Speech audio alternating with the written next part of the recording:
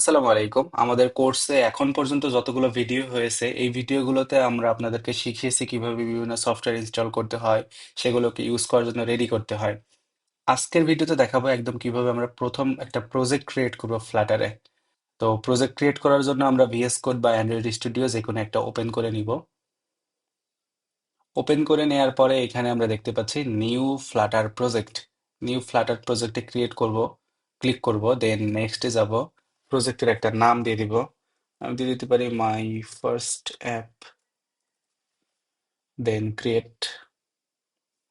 Creating your Flutter project. একটু অপেক্ষা করতে হবে। ওকে, এটা ওপেন হয়ে গেছে। আমরা দেখতে পাচ্ছি কি এইখানে অটোমেটিক্যালি কিছু বেসিক কোড দেয়া আছে। ওকে, এখানে দেখতে পাচ্ছেন এইটা হলো রিডমি ফাইল।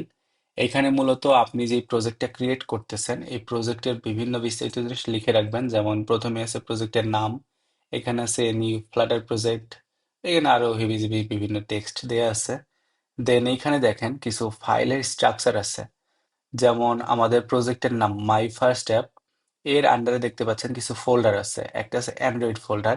এটার মধ্যে মূলত আপনার অ্যান্ড্রয়েডের জন্য রান করার জন্য যেই ফাইলগুলো লাগবে সেগুলো আছে।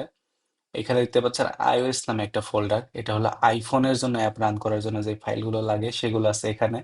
আর আমরা অ্যাপের যে ইউআই গুলো চেঞ্জ করব, কাস্টমাইজ করব, অর্থাৎ মূল কোড আমরা লিখবো, সব হলো থাকবে লাইব্রেরি ফোল্ডারের আন্ডারে। লাইব্রেরি বা সংক্ষেপে এলআইবি, লিব বলা হয়।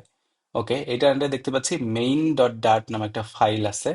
এখানে আগে থেকেই কিছু কোড দেওয়া আছে যেটা রান করলে আমরা একটা অ্যাপ দেখতে পাবো, এবং পরবর্তীতে যখন আমরা আমাদের নিজেদের মতো করে অ্যাপ তৈরি করব তখন আমরা এই মেইন ডাটটাকে কাস্টমাইজ করব, বা এখানে অন্যান্য আরো ফাইল আমরা ক্রিয়েট করব, সেই ফাইলগুলোর মধ্যে আমরা কোড লিখবো এবং সবগুলোকে আমরা রাউটিং বা বিভিন্ন মাধ্যমে কানেক্ট করে একটা পরিপূর্ণ অ্যাপ তৈরি করব।